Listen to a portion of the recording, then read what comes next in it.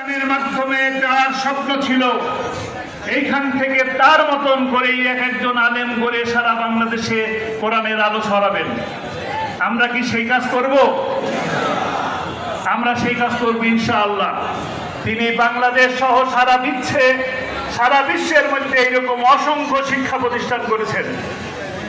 উদাহরণস্বরূপ বলতে হয়, এটা ঢাকার বুকে বাংলাদেশ ইসলামী বিশ্ববিদ্যালয় 2001 থেকে 2006 সাল পর্যন্ত যে 4 দলীয় জোট সরকার ছিল, তখন একটা মাত্র বিশ্ববিদ্যালয়ের অনুমোদন দেওয়া হয়েছিল। সেই একমাত্র বিশ্ববিদ্যালয়ের নাম কি? বাংলাদেশ ইসলামী বিশ্ববিদ্যালয়। এবং তখনকার প্রধানমন্ত্রী বেগম খালেদা জিয়া বলেছিলেন, শুধুমাত্র আল্লামা সাঈদীর জন্য এই বিশ্ববিদ্যালয়কে অনুমোদন দেওয়া হলো। যে ব্যক্তিটি কোরআনের জন্য এইভাবে নিজেকে বিলীন করলেন, সেই ব্যক্তিটিকে 15টি বছর কারাগারের মধ্যে বন্দী করে রাখা হলো। আমরা সেই ব্যক্তির ইনশাআল্লাহ প্রতিটি দিনের হিসাব নিব। যখন 28শে অক্টোবরে তার রায় দেওয়া হলো, 28শে ফেব্রুয়ারি, তখন বিনা বিচারে অসংখ্য নারী শিশুকে হত্যা করা হয়েছে।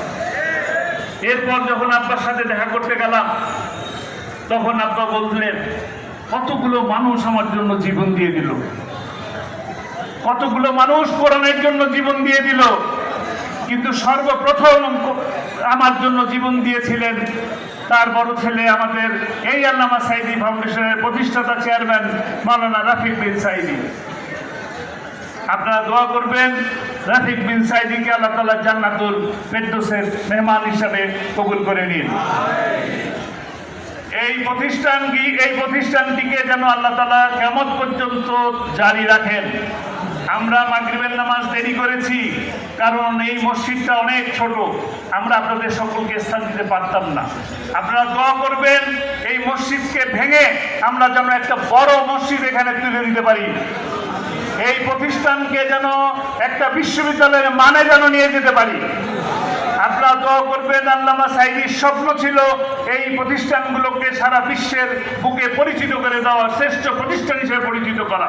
আপনারা জানেন, খুলনায় দারুল কোরআন সিদ্দিকিয়া কামিল মাদ্রাসা সারা দেশের মধ্যে শ্রেষ্ঠ শিক্ষা প্রতিষ্ঠান হিসেবে পরপর 3 বার শ্রেষ্ঠ শিক্ষা প্রতিষ্ঠান হিসেবে পুরস্কার পেয়েছে। এই বছরও শ্রেষ্ঠ শিক্ষক হিসেবে আমাদের প্রিন্সিপাল সাহেব পুরস্কার পেয়েছেন। আল্লাহর রহমতে আমরা এই প্রতিষ্ঠানগুলো টিকিয়ে রাখার চেষ্টা করেছি। গত 13টি বছর নানান ধরনের জুলুম নির্যাতন হয়েছে, নানান ধরনের ষড়যন্ত্র হয়েছে। এই ষড়যন্ত্রের মোকাবেলায় আপনারা যারা উপস্থিত আছেন, আপনাদের সহযোগিতায় এই প্রতিষ্ঠান এখনো পর্যন্ত দাঁড়িয়ে আছে। আগামীতে কি আপনারা এইভাবেই সহযোগিতা করবেন কিনা? আপনারা আগামীতেও এইভাবে সহযোগিতা করলে ইনশাআল্লাহ এর মান আরো উপরে যাবে, অবশ্যই ইনশাআল্লাহ। আল্লাহ তাআলা আমাদেরকে সে তৌফিক দান করুন। আপনাদেরকে অনেক অনেক ধন্যবাদ, কৃতজ্ঞতা।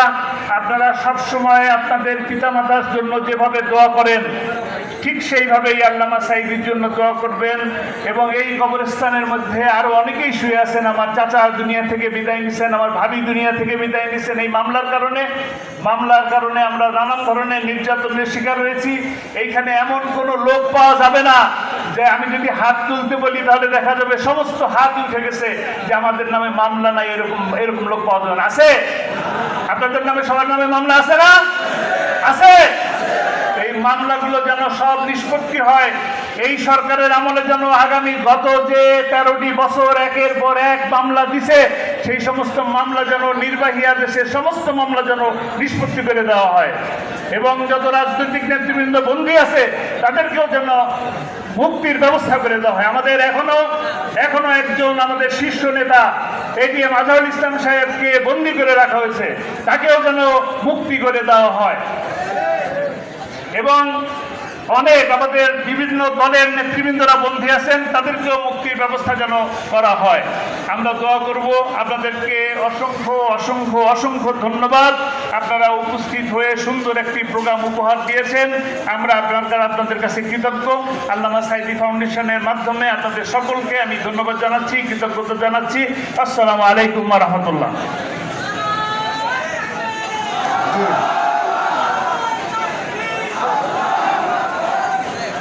যে আপনারা